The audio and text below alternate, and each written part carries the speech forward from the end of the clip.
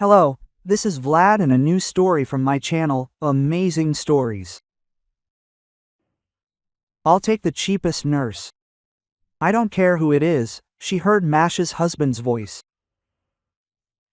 Semyon, she tried to call, but only a weak sound, more like a wheeze, escaped her lips. She barely opened her eyes, but her eyelashes were stuck together. And through this veil, she could only see a vague silhouette. Yes, it suits me, although no, it doesn't. I don't care, Semyon laughed loudly. Then he walked over to the bed, leaned over her face, and began to examine it closely. Then he sat down on the stool next to her, frowned, and ran his gaze over Maria's impressive figure. Then, suddenly, he joyfully slapped both palms on his knees and laughed. Well, Masha, thank you. Semyon looked happy. Thank you for ridding me of yourself. I thought this would never happen. Quote. Semyon. She was sure she desperately screamed her husband's name, but in reality, her eyelashes had barely fluttered, and there was no sound. Masha sank back into a soothing sleep. She dreamed the same dream over and over again. And within that dream, it was the same day. When she'd met Semyon, Masha had grown up in a small town, like dozens and hundreds of others. A third of the town worked at one factory, a third at another. The remaining third worked in stores, schools, and the hospital. Her mother was a teacher, running a dance studio. Masha, of course, had danced since childhood. Masha, if I went dancing with you, would you be friends with me? Boys regularly asked this pretty girl this question. It was impossible not to fall in love with her. With her delicate features and chiseled figure, she'd gotten straight A's in school. One wall of her room was dedicated to diplomas and trophies. There was even limited space.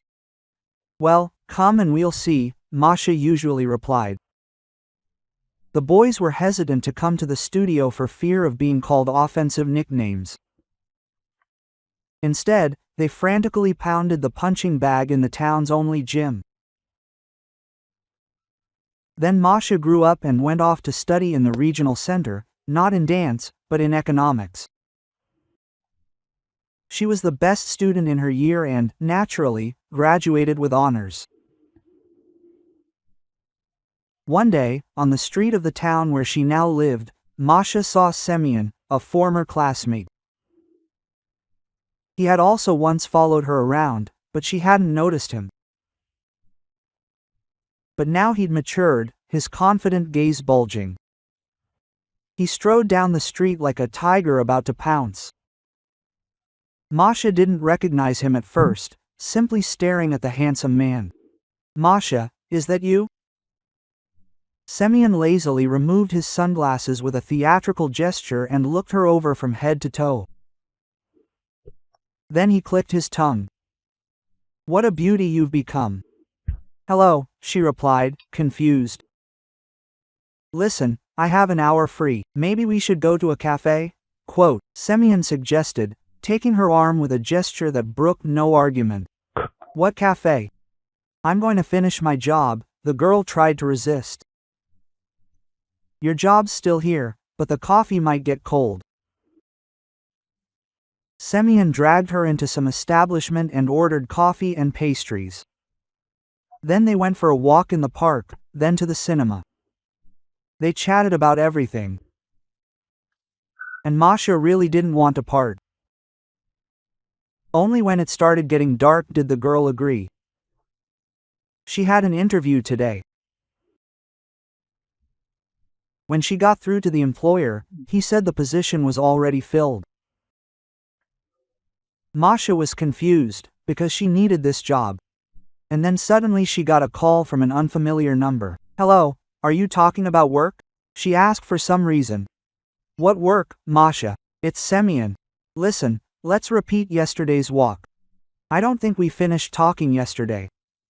Siam, I'm sorry, they took someone else instead of me because of yesterday's walk, the girl said desperately. So what? What a thing to worry about. Come on, we'll sort it out. I have a friend's office here.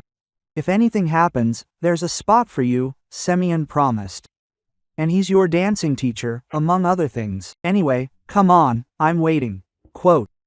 The friend turned out to be the owner of a small advertising agency. He promised that with her looks, Masha could very well become the next Cindy Crawford or Natalia Vodianova. And from that day on, life began to bustle. Photo shoots, fashion shows, hanging out with beautiful and successful people. But most importantly, Semyon looked at her with that special look that made her heart beat faster and faster.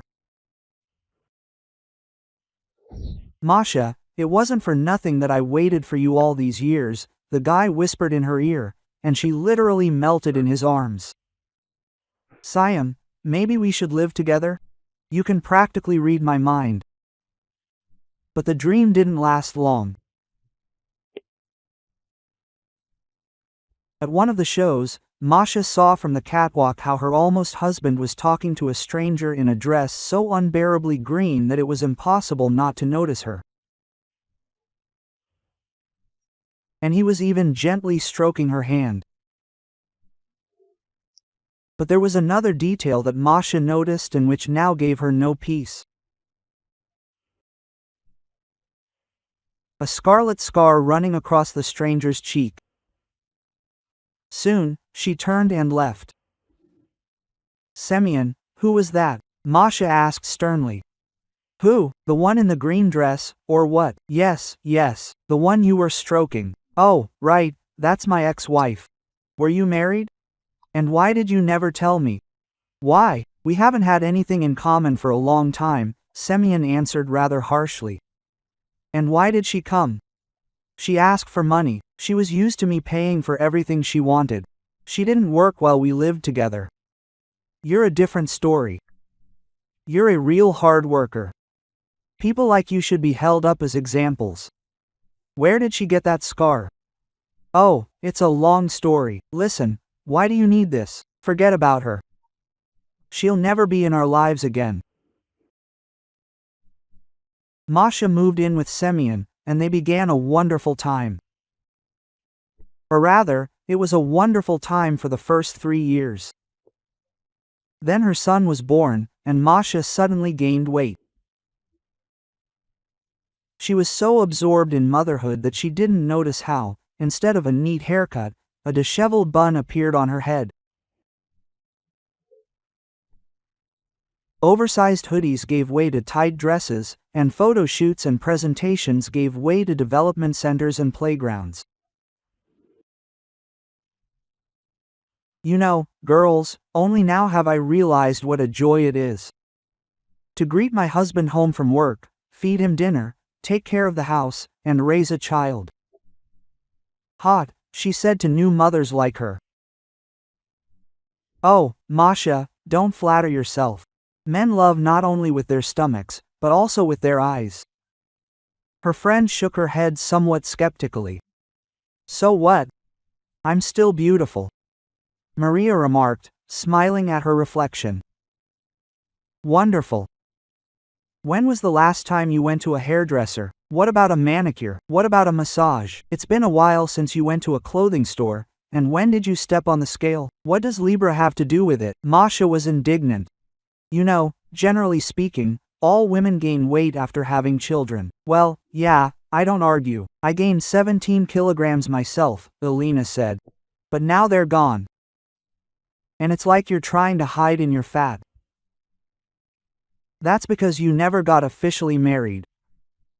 Don't say that, but tears started flowing from her eyes. Masha, what's wrong with you? Her friend was frightened. It's true.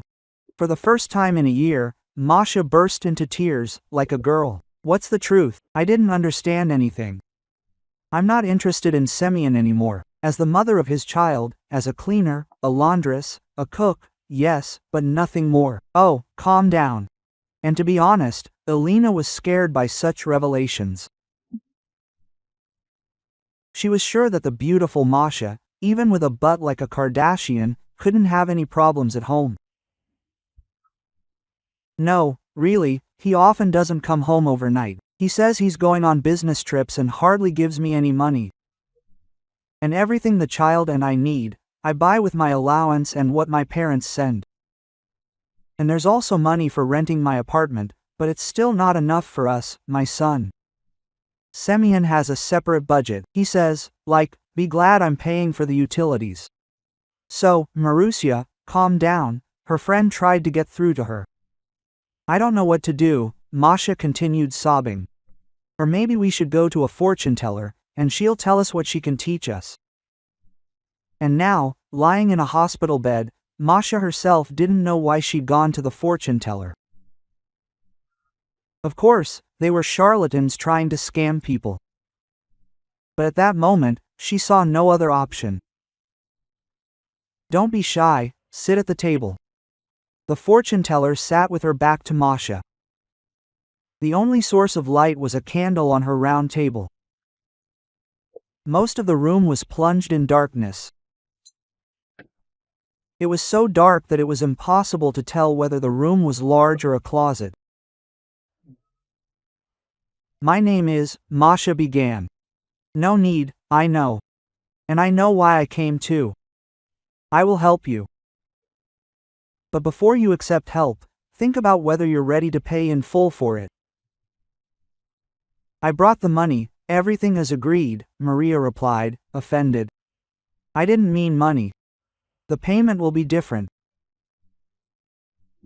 You will get your husband back, but you will have to give up something very precious to you. I don't know what it is, and I don't know when the payment will be, but I must warn you. It could happen very suddenly. I agree, Maria answered quietly. Just promise that my husband will return and I will become slim again. I promise, the fortune teller answered calmly. And spread out the cards. Masha emerged from her sleep again. Tried to open her eyes again and called her husband. Semyon's voice rang like a ringing bell throughout the hospital corridors, but it only seemed that way to her. In reality, the sound was wheezing, quiet, unpleasant. A new wave of weakness washed over her, and Maria again plunged into that dream and saw how well their family had become after the visit to the fortune teller.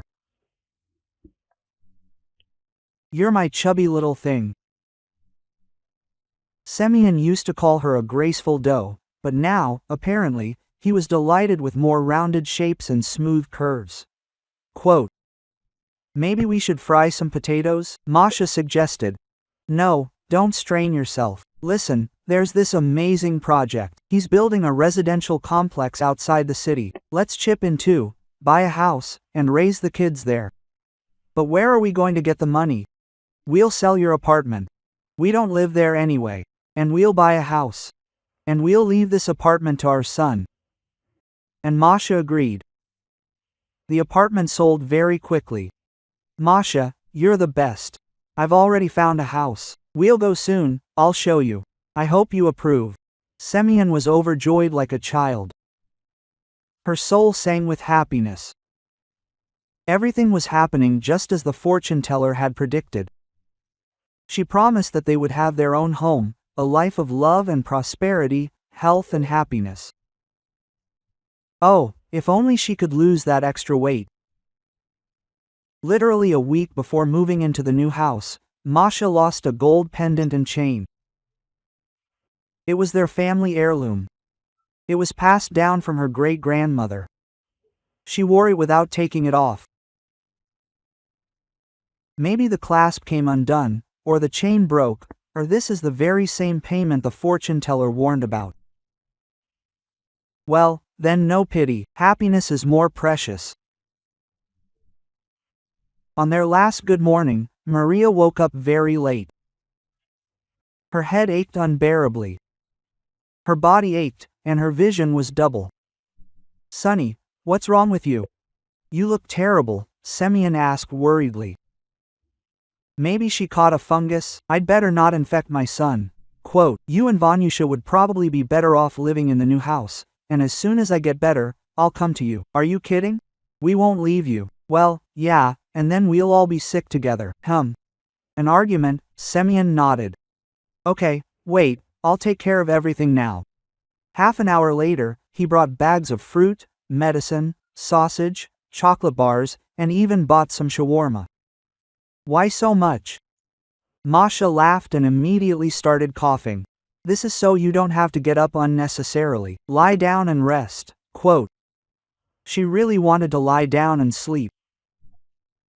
She closed her eyes, but she couldn't fall asleep. Someone was persistently knocking and ringing the doorbell. Wrapped in a blanket, disheveled, with a fever, Masha shuffled to the door and opened it. "And why are you looking like that?" An insolent woman in glasses pushed her aside and entered. Inside, "Okay, you don't have to clean anything, we'll do everything ourselves." "Who are you?" Her own hoarse voice seemed alien to Masha. "How so?" "The owners of the apartment." "Which one?" Masha didn't understand. "This one," the woman answered irritably. "Let's vacate the living space already. Semyon said that you'll just wait for us to hand over the keys." "What keys?" Masha thought she was starting to have fever hallucinations. "Lord, here are the documents, the title deed, the registration, and we've waited an extra week. Go away already, you're lying here." The woman pushed Masha into the entrance hall, still in her blanket and pajamas. The door slammed, then opened again, and her things flew out: a dress, shoes, a purse, a bag of medicine and fruit.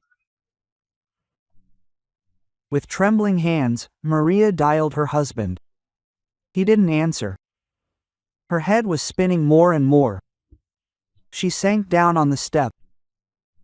The drunkard sat down, the neighbor hissed through his teeth. I drank, I'm sick." Imash said somehow. "And all of you are sick, you empty generation." She forced herself to get up and go outside. She needed to get to the new house that Semyon had bought. But where was it? Masha had never been there. She didn't write down the address. She only knew that the complex was called Cheryomushki, I think. Maybe she should contact the police, they would definitely help there. But she didn't make it to the station. Through the fog that clouded her eyes, Masha didn't notice the scooter. A blow, a dull pain, darkness. And so she lay in this ward, unable to move. What if she stays like this forever? And who will take care of her? After all, Semyon abandoned her. And what about her son Vanechka? He's still just a baby. You hurry up. We'll be home soon, we'll live with you. Suddenly she heard a soft female voice. Warm hands adjusted the pillow. Then Masha was driven somewhere, and when will she next? When she came to, she found herself in an old village house. Surprisingly, her body felt light again, as if she had never been sick, had never been in an accident, and hadn't gained any weight. She walked with difficulty to the window and saw a thin woman.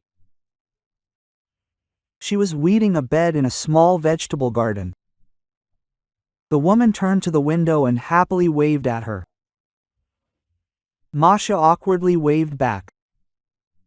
Woke up?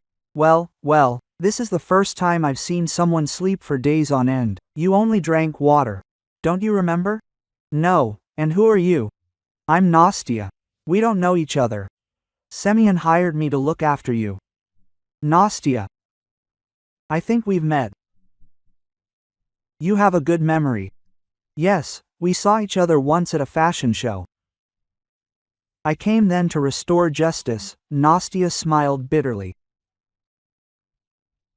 He did the same to me, sold my apartment, took the money and ran away. I looked for him for a long time, and then I found him. I was angry with you. I thought he was coming to you. He left because you were better. That's right. No, Nastia laughed. He's just a swindler. And how did I end up with you? I work at an agency, and he was looking for a nurse. So he hired you. You're homeless now. Oh, Masha only just realized what happened. And where's your son? Don't worry, he's with your parents.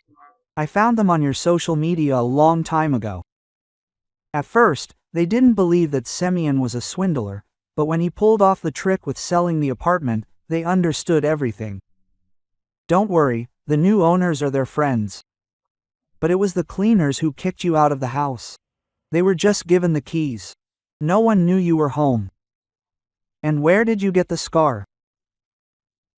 Before we parted, he spilled tea. I stepped in a puddle, slipped, grabbed the mirror on the wall, and it fell. And what will happen to me now? Everything will be fine. Semyon is already at the police station. They'll give you your apartment back, and mine too. And you, there's also someone else there. A house is due. And most importantly, your life is safe. He did slip you some medication to make you feel unwell, after all. So get some sleep. By the way, your parents will be arriving soon, and so will your son, so we won't abandon you. And Masha slept peacefully for the first time in a long time. For some reason, she was sure that when she woke up, everything would be fine again. And most importantly, without that treacherous Semyon. If you like the story, please support me with a thumbs up button. It's just one simple action for you, but it means the world to me. Thank you in advance and all the best. M.